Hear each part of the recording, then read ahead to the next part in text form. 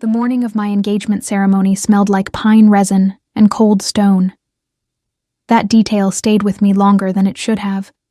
The way the great hall of Caldermore Keep had been dressed in white wolfsbane and pale ribbon, the way the candles along the stone walls burned too steadily for a room full of so many breathing people. Everything had been arranged to look like a beginning, and I had stood in the center of it all, my blonde braid pinned back with a borrowed clasp, my dress a shade of cream that the elder women said meant purity of intention, and I had told myself, "This is what you wanted. This is enough." I had repeated those words so many times in the weeks leading up to that morning that they had stopped meaning anything at all. The keep was the seat of the Caldermore pack, one of the oldest and most respected territories in the northern reaches. I had grown up on its outskirts, in one of the smaller settlements that paid tribute to the main house. My mother had worked the grain stores. My father had served as a mid-rank scout before his legs gave out. We were not poor, exactly, but we were the kind of people whose names were forgotten in larger rooms. The kind of people who learned early to take up as little space as possible, which made it all the more remarkable, or so everyone kept telling me, that Dorian Caldermore had chosen me. Dorian was the eldest son of the pack's beta line. Not royalty, not an alpha, but close enough to power that his choosing me had caused a ripple through the entire settlement. Women who had never spoken to me suddenly smiled when I passed. The elder matriarchs nodded with a kind of careful approval. My mother had wept openly the night he formally requested the engagement, and I had stood beside her, smiling in the way I had practiced, and tried to feel what she was feeling. I never quite managed it. Not because Dorian was cruel. He wasn't.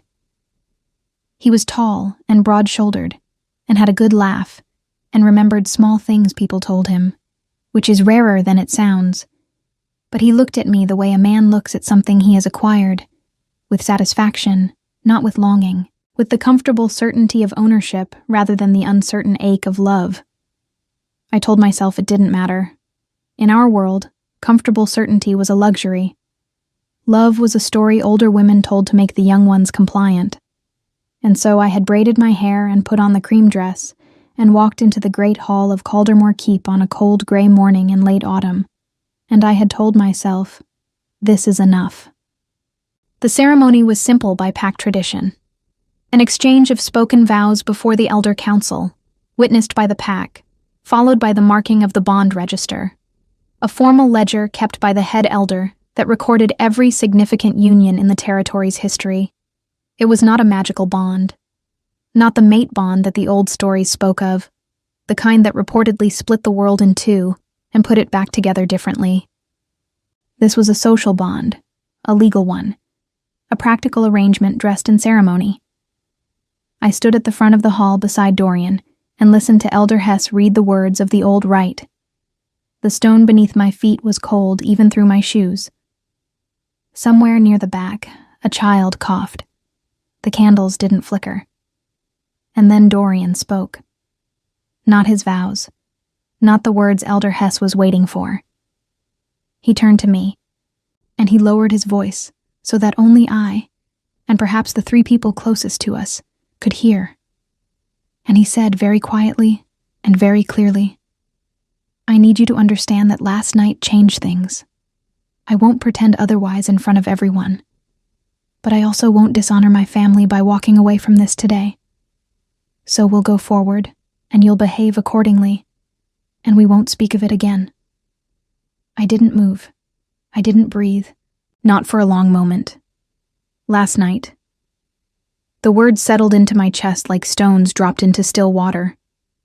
Last night, I had gone to bed early, exhausted from the preparations. Last night, according to the three people closest to us who had definitely heard every word, Dorian had apparently been somewhere he had not told me about. With someone he had not told me about. I understood what he was telling me, underneath the careful phrasing. He was telling me that he had made a choice, and that choice had nothing to do with me, and that I was now expected to smile through the ceremony, and become his wife anyway, and pretend, for the rest of my life, that I had not heard those words on the morning of my own engagement. Elder Hess was watching me. The hall was very quiet. I think everyone in that room understood that something had shifted. The air had changed. The particular atmospheric pressure of a moment that is about to become a story people tell for years. I looked at Dorian. He was not looking back at me. He was already looking past me, toward the Elder Council, composed and ready to proceed. And something in me, something that had been silent for a very long time, something that had been trained out of me by years of taking up as little space as possible, went absolutely still, not with fear, with clarity. I reached up and unpinned the borrowed clasp from my braid. I set it on the edge of the vow table, very carefully, without a sound. Then I turned and walked toward the hall's side door, not the main entrance, not the dramatic exit, just the quiet door near the east wall that servants used, and I pushed it open and stepped through it and kept walking. No one called after me immediately.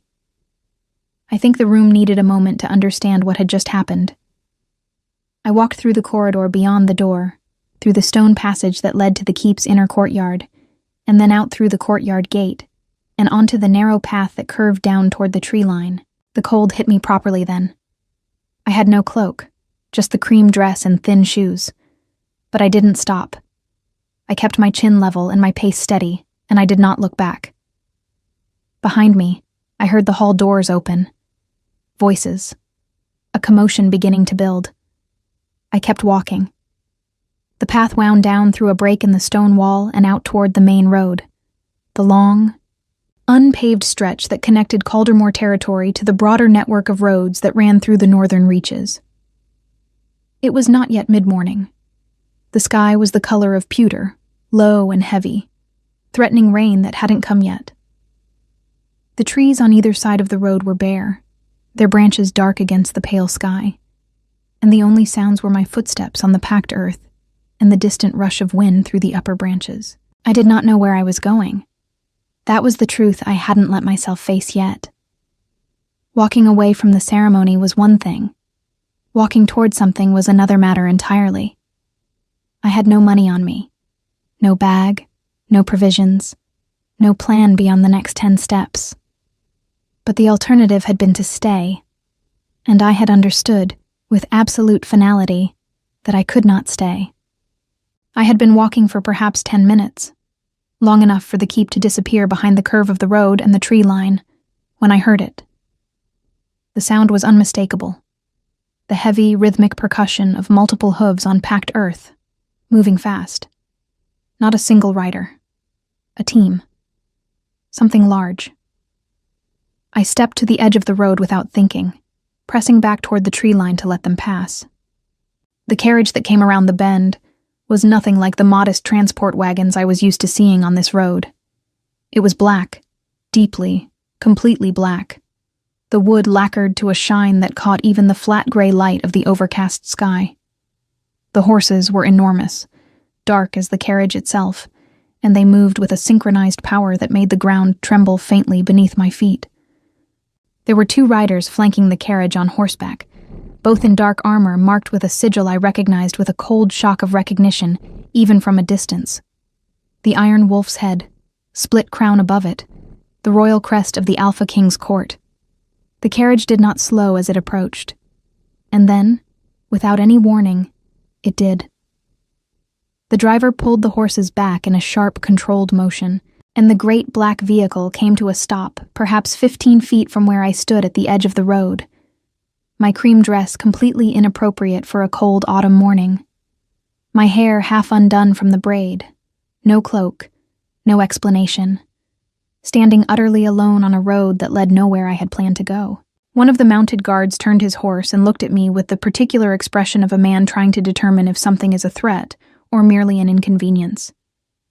And then the carriage door opened. I had never seen the Alpha King in person. Few people in the outer territories had. He ruled from Valthorn, the capital stronghold that sat at the center of the northern reaches like a dark stone at the heart of a river. Everything else arranged around it, shaped by its presence, flowing according to its gravity. His name was Xander. That much everyone knew. They also knew he had taken the throne young, after his father's sudden decline, and that he had held it with the kind of iron consistency that made enemies careful and allies nervous. He was not known for warmth.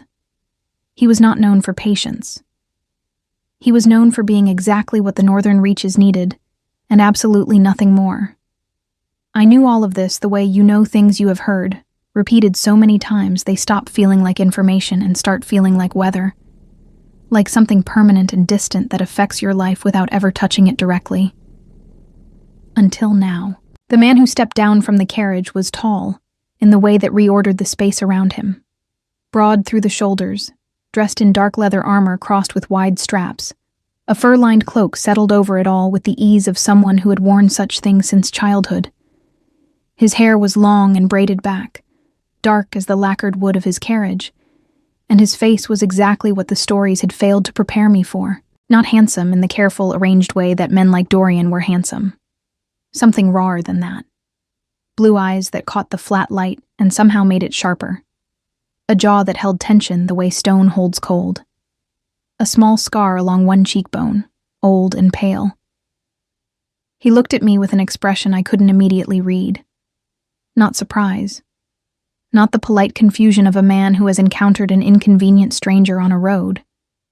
Something more calculating than that. And beneath it, something else I couldn't name yet. The guard who had been assessing me spoke first. "My lord." She was standing at the road's edge. We didn't see her until the bend. Xander didn't look at the guard. He kept his eyes on me. I can see that. His voice was lower than I expected, unhurried. I became acutely aware of how I must look. The cream dress now gray at the hem from the road dust. The braid loosening at my temple. No cloak. No apparent reason to be standing alone on an empty road at mid-morning in the cold. The picture I presented was not one of dignity. It was one of someone who had recently made a decision before she had time to think it through properly, which was, I supposed, accurate. "Are you injured?" he asked. The question was direct and without ceremony, and something about that directness, the absence of the performative concern I might have expected, made it easier to answer honestly. "No," I said. "I'm not injured." He studied me for another moment. Behind him, through the open carriage door, I could see the interior. Maps spread across the seat, a carved wooden case secured with leather straps, a second figure seated against the far side. Someone watching without speaking. "You're from Caldermore," Xander said. It wasn't a question. I felt the muscles along my jaw tighten slightly. "Yes." The engagement ceremony was this morning. Something in my chest went very still. Of course he knew. A man in his position would have runners and informants across every territory in the reaches. The Caldermore Beta Line's eldest son, formalizing a union, would be exactly the kind of territorial intelligence that crossed his desk regularly. Whether he knew specifically about me, or simply about the ceremony in general, I couldn't tell. "It was," I said carefully. His gaze moved over me once, brief and thorough, the way a soldier assesses a situation rather than the way a man looks at a woman. "And yet you're here." "And yet I'm here," I agreed. A silence settled between us. The horses shifted. One of the guards cleared his throat quietly, and then seemed to regret it. I expected him to move on, to step back into his carriage and continue wherever he had been going, leaving me to the gray road and my own poor planning. That was the logical outcome. I was no one of consequence to the Alpha King of the Northern Reaches. I was a woman from an outer settlement standing at the side of a road in a dress that was entirely wrong for the weather. Instead, he said, "Where are you going?" "I haven't decided yet." "In that dress." "In this dress," I confirmed. Something shifted in his expression. Not quite amusement. Something adjacent to it, controlled and brief, there and then gone. "Get in," he said. I blinked. "I'm sorry. My route takes me through Westfin before turning north. Westfin has an inn and a market.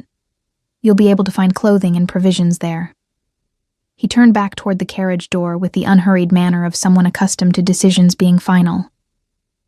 "Unless you prefer to continue walking in that direction, which will bring you to the mill crossing in approximately 3 hours, there's nothing at the mill crossing." He said it the way you state a geographic fact. No pressure in it. No invitation beyond the logistical. I stood at the edge of the road for exactly 3 seconds. Then I walked to the carriage and climbed in. The interior smelled of old leather and pine tar and something faintly metallic that I associated, without being able to explain why, with distance, with places far from here. The maps I had glimpsed were stacked and rolled in a leather case now secured at the far end of the seat. The second figure I had seen was a woman, older than me by perhaps 15 years, sharp-featured, with close-cropped dark hair, and the posture of someone who had spent a long time making herself difficult to read. She was dressed practically, no ornamentation, a short blade visible at her hip. She looked at me when I settled onto the seat across from her, and then she looked at Xander as he settled in beside her, and she said nothing at all. Xander said nothing either. He picked up one of the rolled maps and opened it across his knee, and the carriage began to move. We rode in silence for several minutes. The road smoothed slightly as we moved further from Caldermore territory, the packed earth giving way to a stretch of older stone-laid road that the Royal Roots maintained. The rocking of the carriage was steady and deep. Through the small window, the bare trees moved past in their rows. The woman across from me spoke first. "I'm Senna," she said, without particular warmth, but without hostility either. "I serve as the King's tactical advisor." "Molly," I said. She nodded once, as if confirming something she'd already suspected. "You walked out of the ceremony." It wasn't an accusation. It was said in the same tone you might use to confirm a route on a map, simply establishing position. "Yes," I said. "Before the vows were spoken?" "Before the vows were spoken." Senna glanced at Xander. He hadn't looked up from the map. She returned her gaze to me with an expression that was carefully neutral.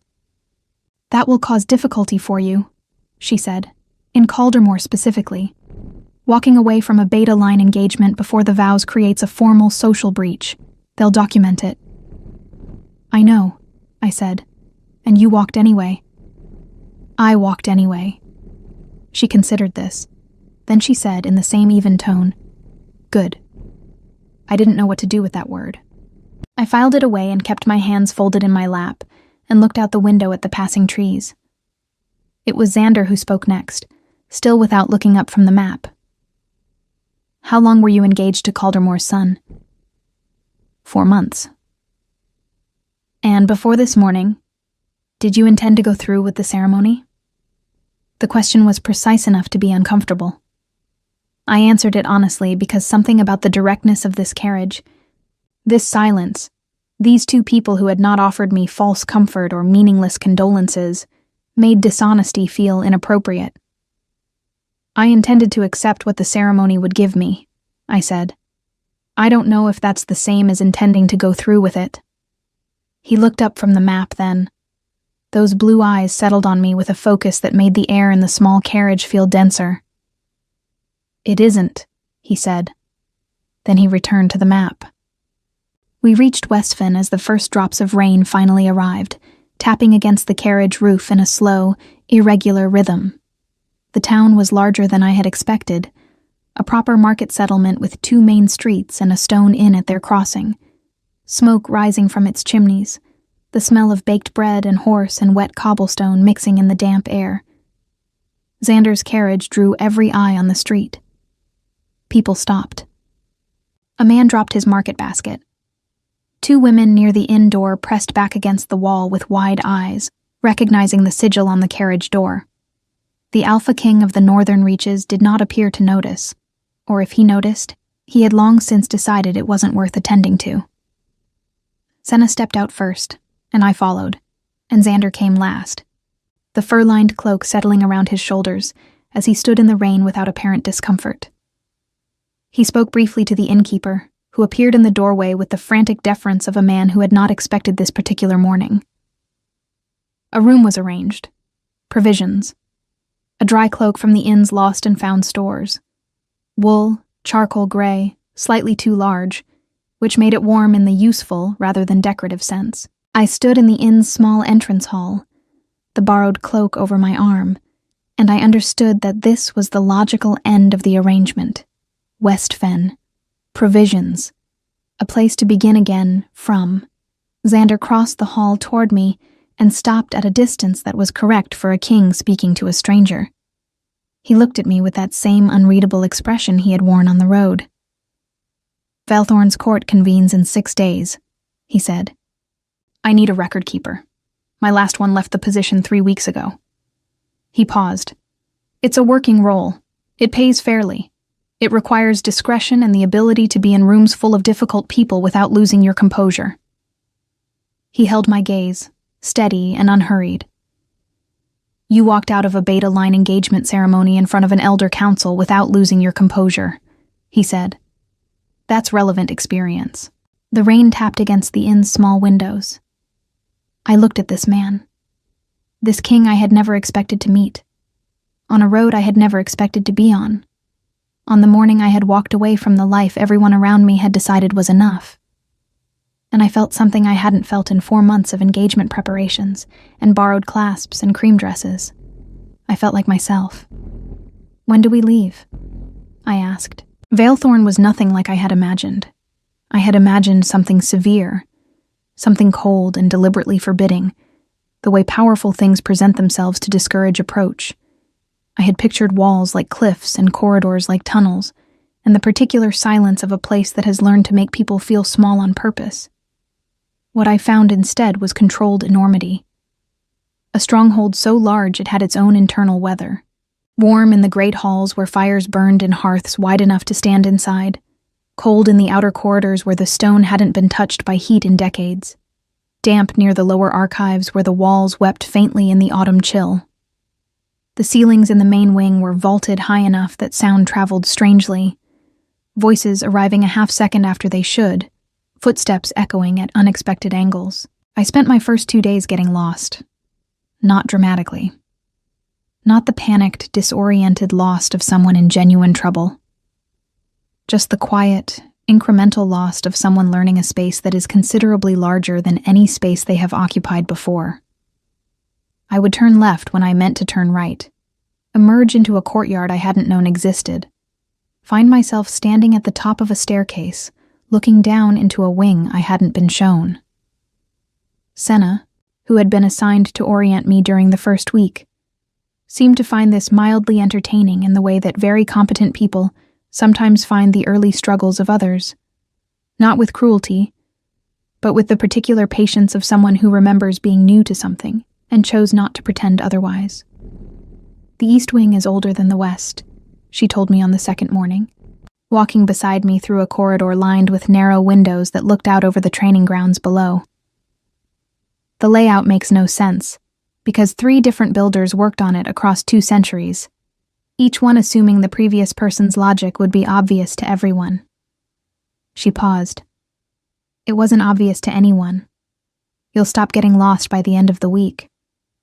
"I got lost finding the dining hall this morning," I told her. "I know. Ren saw you come through the armory." "The armory." "The armory," she confirmed, without elaboration. Below us, through the narrow windows, the training grounds were alive with movement. Soldiers in formation. The crack of practice weapons. The low rhythmic calls of a drill instructor keeping count. And at the far edge of the grounds, moving separately from the formations, a single figure, unmistakable even at this distance. Xander, in a practice tunic without the armor or the cloak, working through a sequence of movements with a weighted training sword that would have been difficult for most men to lift with one hand. He moved like water over stone, fluid and completely without hesitation. I became aware that I had stopped walking. Senna stopped beside me without comment. Then she said, very evenly, "He trains every morning before the council hours. Without fail. Regardless of the weather or what's scheduled, his father trained the same way." A pause. His father also died defending a border post that the council told him was not under genuine threat. Xander was 19. She said it simply, the way she said most things. As information, not as an invitation to feel something. But the information itself had weight, and I felt it settle. I started walking again. The record keeper's role was, as Xander had described it, a working one. The position had existed in Valthorn's court for as long as the court itself, an official witness and documenter of all formal council proceedings, territorial negotiations, and matters brought before the king for ruling. The previous record keeper, a meticulous older man named Corvath, who Senna mentioned with a kind of careful respect that suggested complicated feelings, had held the position for 11 years before departing abruptly. No one explained why he had left. No one seemed to want to. I was given his desk in the outer records room, a long, deep table positioned against the wall beneath 2 tall windows, covered in the organized accumulation of someone who had worked there for over a decade. Inkwells, cross-referenced ledgers, a wooden frame holding sheets of fine parchment in graduated sizes, a collection of stamps bearing the court's official seal. I spent my first full working day reading back through 3 months of proceedings records, learning the formatting, the shorthand conventions, the particular vocabulary of court documentation. There was a rhythm to it that I recognized, the same kind of careful, systematic work I had done managing inventory records at Caldermore's grain stores, just in a vastly different register. The content was different. The underlying discipline was the same. I found I was good at it. On my 3rd day, I attended my first council session. The council chamber was a long room with a stone table at its center, the king's seat at the head, 6 council members ranged along the sides, and my position at a smaller side desk near the eastern wall, with a clear sightline to all speakers and the proceedings ledger open in front of me. Senna sat 2 seats from Xander's right. The other council members were a collection of ages and temperaments. I noted them carefully, the way I had learned to note the dynamics of any room I entered where power was unevenly distributed. Lord Fenwick, the territorial overseer for the western borders, was older and spoke slowly, and had the manner of a man who believed his deliberateness was wisdom, rather than obstruction. Councillor Dray, who managed taxation and resource allocation, was younger and fast-talking, and watched other people's faces while he spoke, rather than the person he was addressing. Lady Voss, the court's diplomatic liaison, was the kind of quietly formidable that comes from decades of being underestimated in exactly the kind of rooms she now ran. And then there was Harlan. Harlan was the council's senior advisor on PAC relations, theoretically a neutral role, meant to manage the complex web of alliances and obligations between Valthorn and the various PAC territories throughout the Reaches. In practice, I understood within 20 minutes of watching him operate. He was something more specific and less neutral than that. He was the kind of man who had built his influence not through direct power, but through the careful management of information, knowing things before others knew them, positioning himself as indispensable, being present in every room where decisions were made. He looked at me once when I took my position at the side desk, and his gaze was the kind that files you away for future reference, rather than the kind that dismisses you. I noted this, and kept my expression neutral, and opened my ledger to the correct page. The session was 3 hours long and covered Border Patrol scheduling, a resource dispute between 2 mid-territory PAC settlements, and a preliminary discussion of a trade route adjustment through the northern passes, before winter made them impassable. I documented everything in the shorthand I had been learning, flagging items for full transcription later, keeping pace with the overlapping voices better than I had expected to. When the session ended and the council members began to disperse, I was transferring my shorthand notes to full record when I became aware that someone had stopped near my desk. I looked up.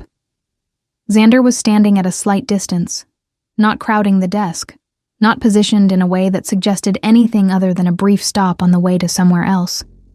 He looked at the ledger page in front of me. "You use a different shorthand than Corvath," he said. "I adapted the system he used," I said. Some of his symbols were ambiguous in fast speech sequences. I modified 3 of them for clarity. A pause. "Show me."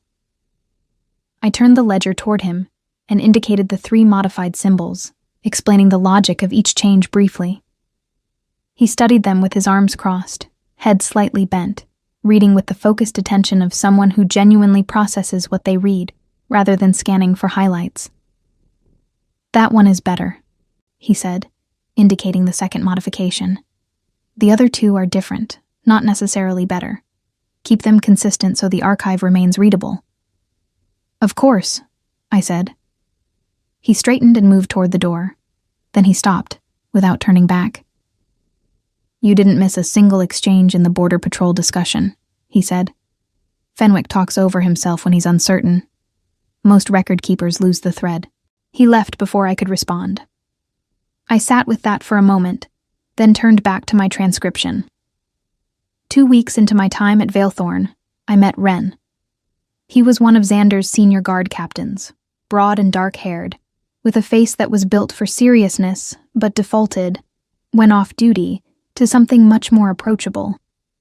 He was the one who had apparently witnessed my accidental tour of the armory on my second day, and he found this funnier than the situation technically warranted, which I chose to take as a sign of good character, rather than bad manners.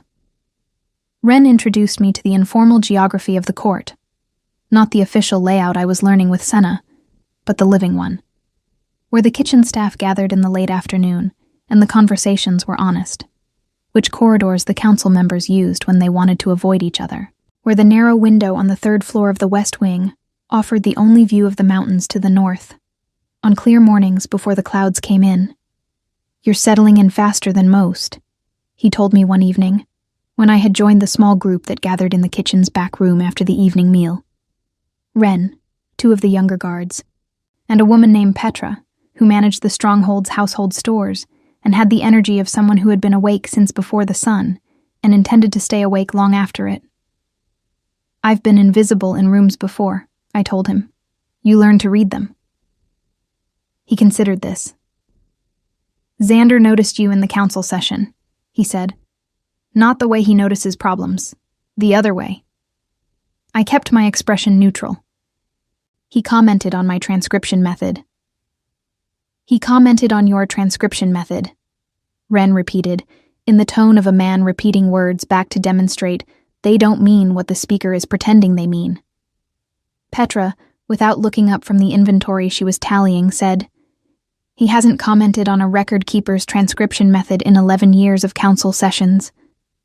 The fire in the kitchen hearth popped softly. I looked down at the cup of warm cider in my hands and said nothing. But in the quiet of that back room, with the fire burning and the rain starting again against the Stronghold's outer walls, something small and careful shifted inside my chest. The first tremor of something I hadn't allowed myself to feel since I had set a borrowed clasp on a vow table and walked out of a ceremony dressed in someone else's idea of who I should be. I did not name it yet. I wasn't ready to name it yet. But I felt it, the way you feel a change in the air before weather arrives, present and undeniable, and moving steadily closer. Outside, the rain came harder. The Stronghold held against it, as it always had, and the fire burned on. The trouble began on a Tuesday. I know because I had just completed the transcription of the previous week's full council proceedings, a task that took most of Monday and the better part of Tuesday morning, and had set the finished ledger on Xander's desk for review, with the particular quiet satisfaction of work done carefully and completely. I had been at Valethorn for exactly 3 weeks and 2 days.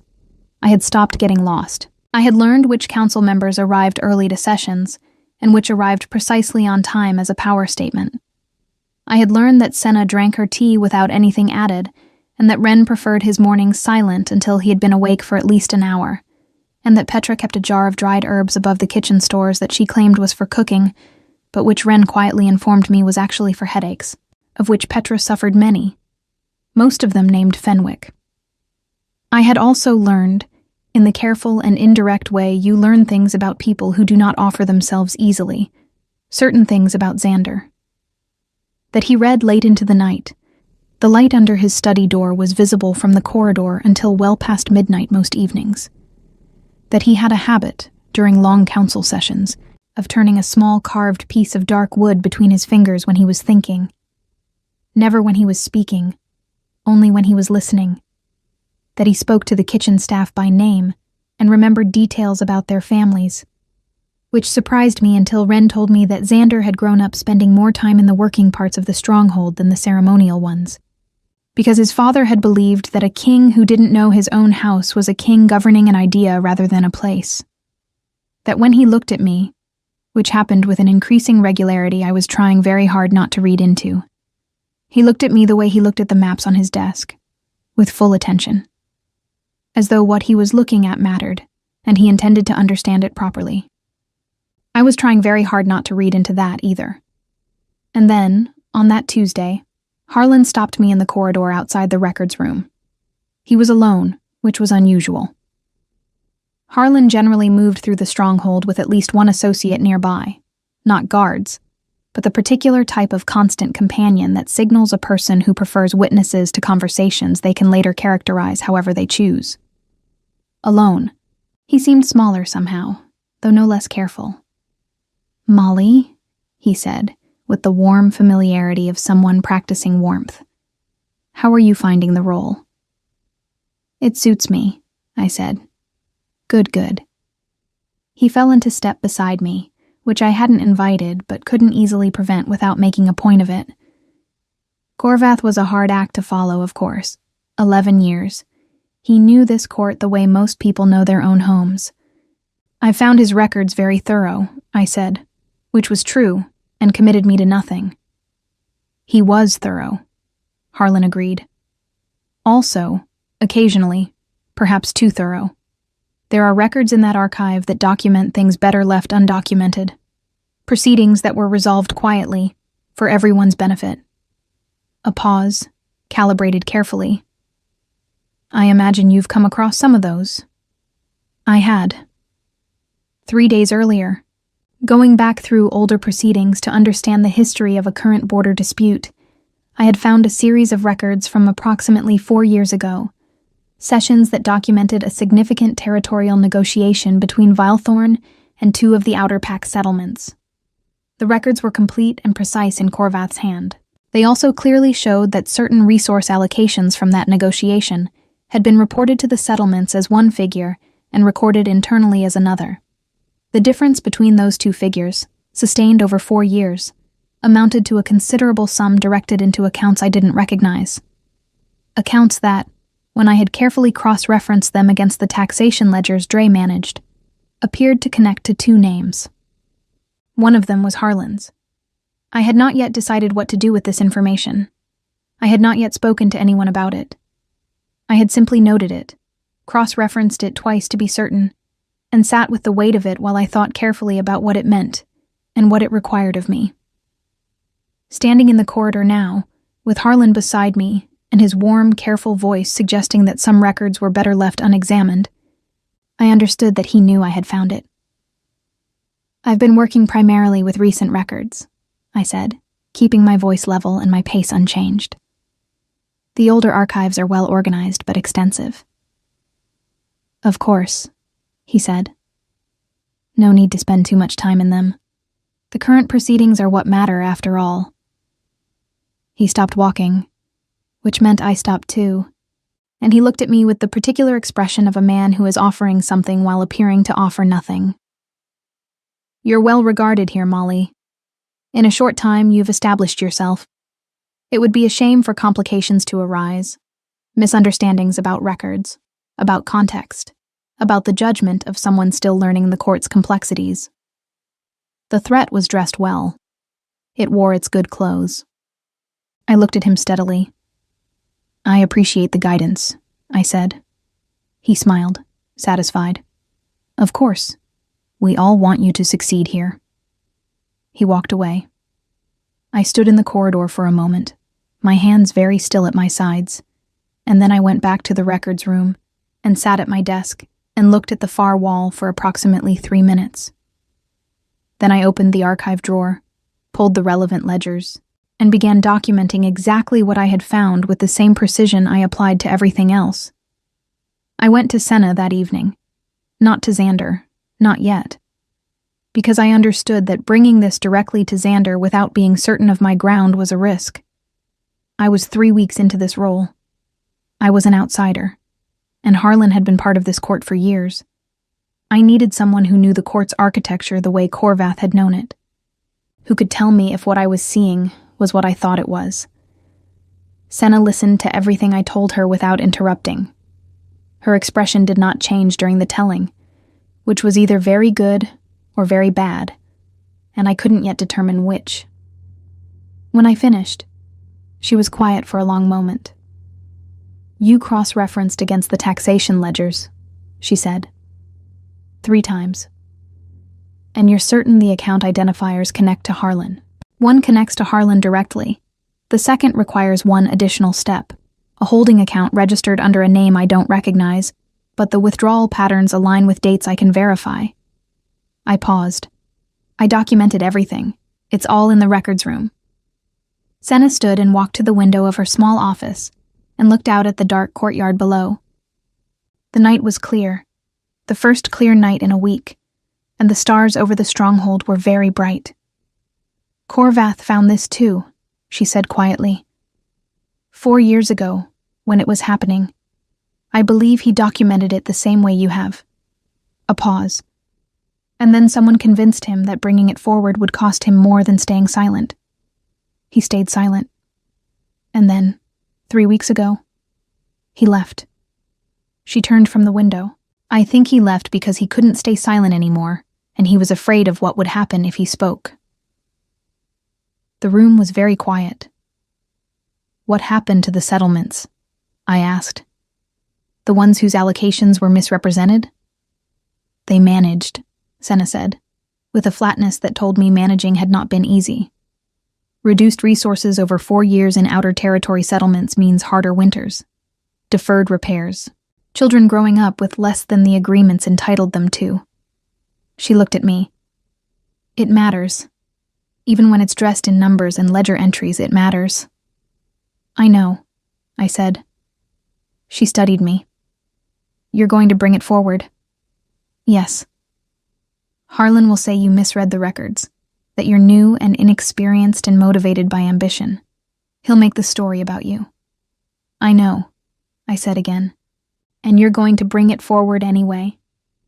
I thought of a cream dress and a vow table, and a borrowed clasp set down without a sound.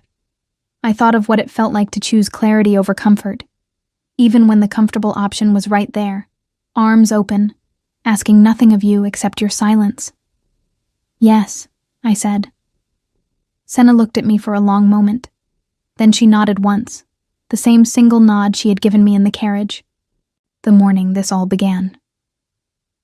"Then we do it properly," she said.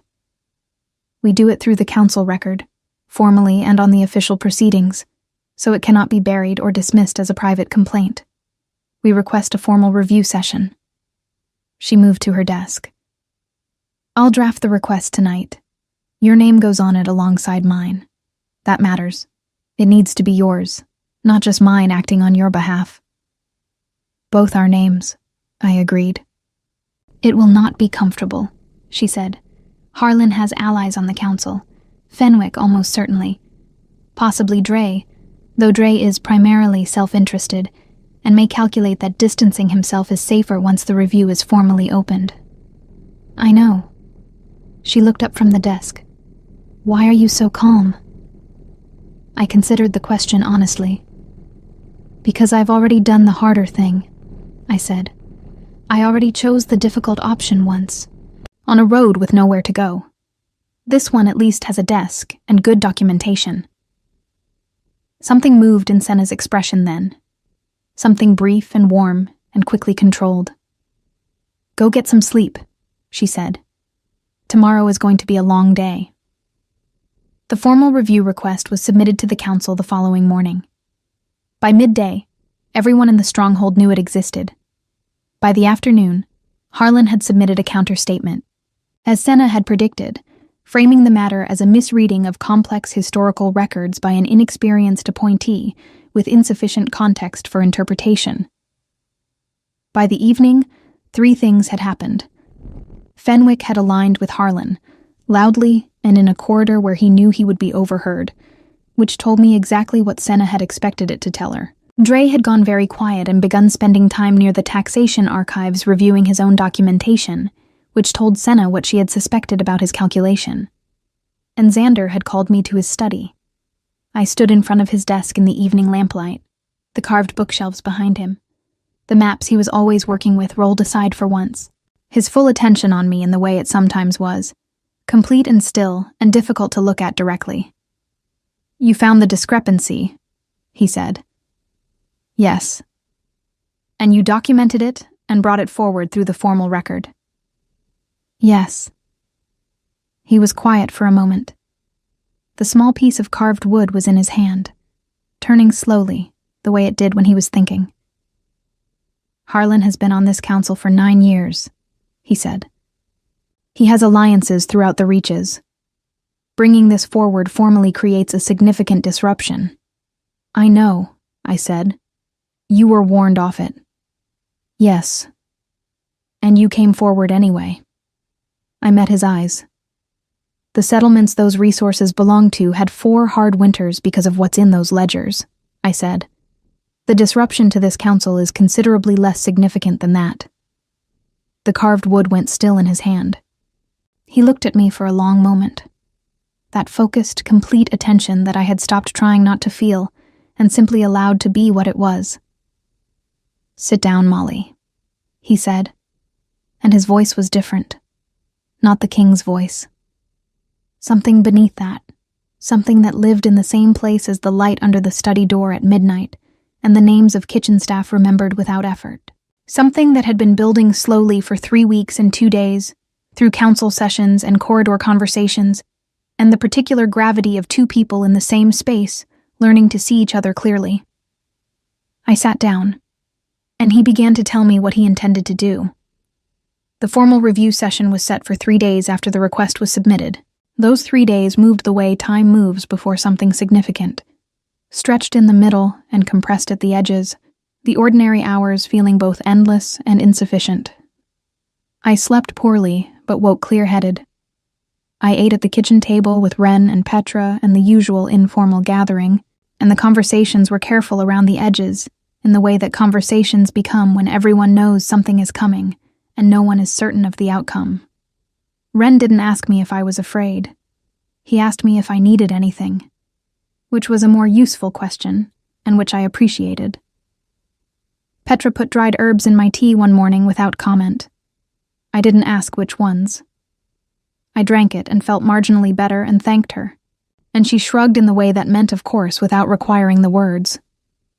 Senna and I spent the intervening days in the records room, building the documentation into a formal presentation that could stand on its own, clear, sequential, cross-referenced with every source cited precisely so that no individual claim could be isolated and dismissed without dismantling the entire structure. It was the most thorough work I had ever done. It was also, I realized somewhere in the second day of it, the work I was genuinely built for. The patient assembly of evidence into an argument that held the satisfaction of a logical structure made watertight. Senna noticed. "You do this well," she said on the evening before the session, looking over the finished documentation spread across the long table. "I had good records to work from," I said. "Korvath's records, which you found, which you understood immediately." She straightened and looked at me. "Korvath spent 3 years learning to read this court before he found what you found in 3 weeks. I didn't know what to say to that, so I said nothing. "He was afraid," she said. "Not weak, afraid. There's a difference. He found it, and he made a calculation about what it would cost him, and the cost was too high." She paused. "You made a different calculation." "I wasn't calculating," I said honestly. I just couldn't pretend I hadn't seen it. She was quiet for a moment. Then, "That's rarer than you think." The morning of the review session, Xander came to the records room before the council hour. I was already at my desk, the documentation organized and ready, the formal review ledger open to the correct page. He came in quietly. He moved quietly for a man his size, something I had noticed early and stopped finding surprising, and stood near the desk without sitting. "How are you?" he asked. Not "are you prepared," or "do you have everything?" both of which would have been reasonable, practical questions from a king overseeing a proceeding. Just, "How are you?" I looked up at him. In the morning light, with the gray autumn sky through the tall windows behind him, he looked exactly like what he was. A man carrying the weight of a territory on his shoulders, with the steady consistency of someone who had learned early that the weight wasn't going away, so you might as well carry it properly. The scar on his cheekbone caught the light. His expression was open in a way I had come to understand was not his default, but had become, specifically and deliberately, what he offered in this room with me. "I'm clear-headed," I said. "A little short on sleep, but that's been true for 3 days, so I've adjusted." The corner of his mouth moved slightly. "Senna tells me the documentation is comprehensive." "It is. She also tells me you built most of it. We built it together." He looked at me with that expression I had stopped trying to categorize, the one that lived somewhere between the king assessing a situation and something altogether more personal and unguarded. "When this is resolved," he said, "I want to talk to you about something, not council business." My pulse did something I chose not to examine in detail. "All right," I said. He nodded once, and straightened, and walked to the door. Then he stopped. The same pause he had made in the corridor weeks ago, when he had commented on my transcription method. "Molly." "Yes." "Whatever happens in that room today, the documentation stands on its own. You built something that can't be argued away. Remember that when Harlan starts talking." He left. I sat for a moment with my hands flat on the desk and breathed carefully.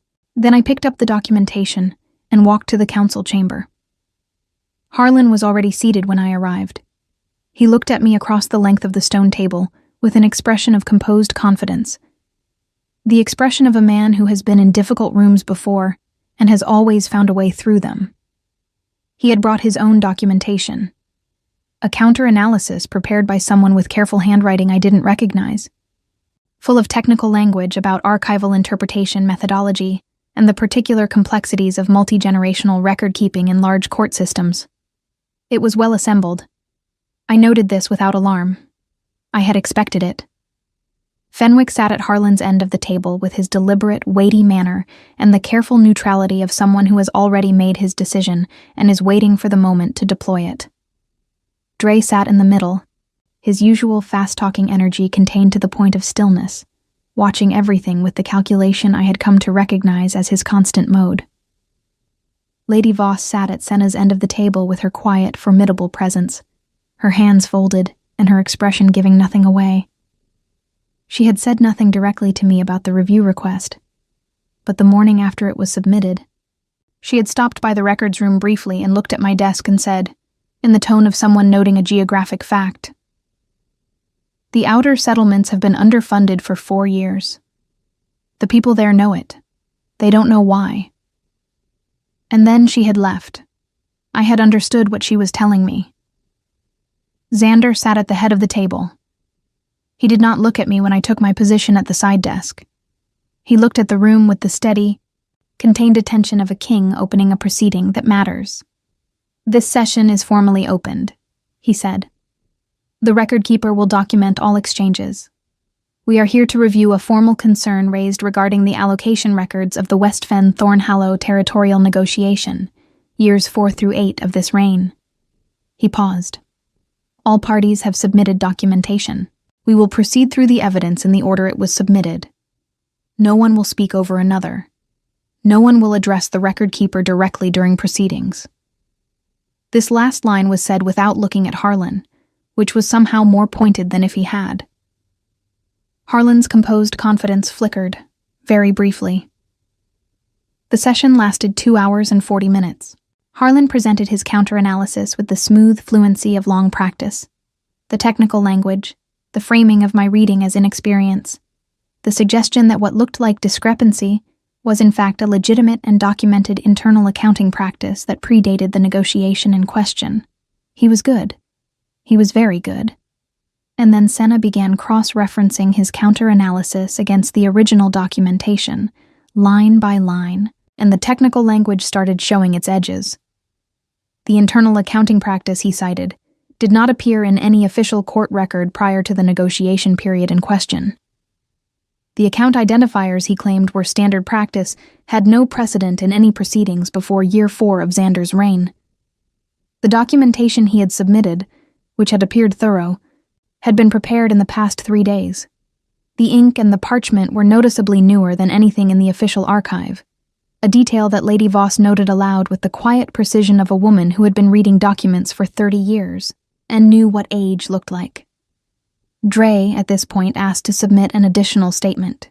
The statement clarified that his involvement with the accounts in question had been limited to processing transfers he had been told were routine and sanctioned, and that he wished to formally note his full cooperation with the review. He submitted it without looking at Harlan. Fenwick said nothing for the last hour of the session. His deliberate, weighty manner had contracted into something that was simply tired.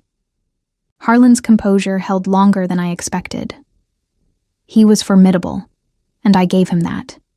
He argued the methodology, challenged the cross-referencing, questioned the validity of Senna's authority to present documentation in a formal review. He was skilled, and he was determined, and he did not go quietly. But the documentation was what it was, and I had built it to stand on its own. At the session's close, Xander called for a formal finding. The vote was 4-1, with Fenwick the single dissent delivered in a voice that had lost all its weight. Harlan was removed from the council that afternoon. A formal inquiry was opened into the allocation discrepancy, with provisions for restitution to the affected settlements. Dre's cooperation was noted. Fenwick quietly submitted a request for early retirement from council service the following morning, which Xander accepted without comment. By the evening, the stronghold had the particular quality of a place where the air has changed. Pressure released, the atmosphere lighter, the sounds of ordinary life somehow more present. Xander found me in the records room after the evening meal. I was at my desk, completing the session transcript, the lamp burning warm against the dark window. I heard him come in and kept writing until I reached a natural stopping point, and then I set down the pen and looked up. He stood near the desk, close enough that I was aware of him in the particular way I had stopped pretending I wasn't. And he looked at me for a long moment without speaking. "You wanted to talk," I said. "I did. About something that isn't council business. About something that is considerably less simple than council business," he said. And there was something in his voice that I recognized because I had heard it in my own chest for weeks. Careful and precise on the surface, and underneath. Something that had been building steadily, and was no longer entirely containable. He pulled the chair from the corner of the room and sat down across from my desk, which put us at the same level, which I understood was deliberate. He leaned forward slightly, his forearms on his knees, the carved piece of wood in his hand turning slowly. "I've been alone in this role for 6 years," he said. "Not without people around me. I have Senna and Wren and a full court and a council, but alone in the way that matters. The way where the room is full and you're still the only person in it." He paused. I stopped expecting that to change. I held very still. "You walked into a room full of difficult people on your 3rd day and read every dynamic correctly within 20 minutes, he said. "You found something in an archive that my court had buried for 4 years, and you brought it forward because you couldn't pretend you hadn't seen it. You made Korvath's records better. The carved wood went still. You make this place better. You make it more itself, somehow. More honest. And I have no official framework for what I'm trying to say to you right now, which is unusual for me, because I generally have a framework for everything." The lamp flickered softly. "I'm saying that I would like you to stay," he said. "Not as a record keeper, though you're extraordinary at it, and I would miss the transcriptions greatly." The corner of his mouth moved. "I'm saying that I would like you to stay in the way that means something more than a role and a desk and a position in the proceedings ledger." I looked at him. This king who trained before dawn, and remembered kitchen staff by name, and read until midnight, and carried the weight of a territory with steady, unglamorous consistency, who had stopped a royal carriage on a cold road for a woman in a cream dress walking toward nowhere with her chin level, who had offered her work and fairness and space to become exactly what she was. I thought of the vow table, the borrowed clasp, the cold hall and the candles that didn't flicker, and the words spoken quietly by a man who had been looking past me before I was even gone. I thought of how different it felt to be looked at directly. "I'm not going anywhere," I said. Something in his face shifted. The tension he carried so consistently that it had become part of his expression, releasing, briefly and completely, into something open and unguarded and certain. He reached across the desk, and his hand covered mine, warm and steady. Outside, the first snow of the season was beginning to fall over Valethorn, soft and quiet, and covering everything in the particular clean silence of a world that has decided to begin again. What happened after that was not simple, because nothing worthwhile is simple. There was a full council reformation in the months that followed, with 2 new appointments, including, at Xander's quiet suggestion, and Lady Voss's formal seconding, Senna elevated to senior council advisor, a position she accepted with the same composed directness she applied to everything. The outer settlements received formal restitution, and Xander himself traveled to West Thornhallow the following spring to meet with the settlement leaders directly, which had never been done before by a king of the northern reaches, and which people talked about for years. Wren got promoted to head of palace security, and celebrated by being approximately as gruff about it as he had been about everything else, which Petra said was typical and meant he was pleased. Corvath, who had left for a small town in the Southern Territories, received a formal letter acknowledging his years of service and clearing his name from any association with the discrepancy. He wrote back in his meticulous hand, 3 pages long, and the last line said simply, "I'm glad someone finally looked. And me. Molly, from the outer settlement, the girl who had been trained to take up as little space as possible, who had walked out of a ceremony in a cream dress and stood at the edge of a cold road with no plan and no direction, and the first clear feeling she had allowed herself in years. I stayed at Valethorn. I made the records better, and then I made the court better, and then, in the particular slow and honest way of things that are built on solid ground, I became part of the foundation of it. Not because I had been chosen at a ceremony or assigned by title or measured against someone else's idea of what I should be, but because I had walked into this place exactly as I was and been seen clearly, and decided that being seen clearly was worth staying for. On a winter morning 2 years after I had first arrived, the mountains visible from the narrow window on the 3rd floor of the west wing, the snow on the peaks catching the early light, Xander stood beside me at that window, and we watched the sun come up over the northern reaches together, and he said nothing, and I said nothing, and it was the fullest silence I had ever known. The kind of silence that doesn't need to become anything else. The kind that simply is.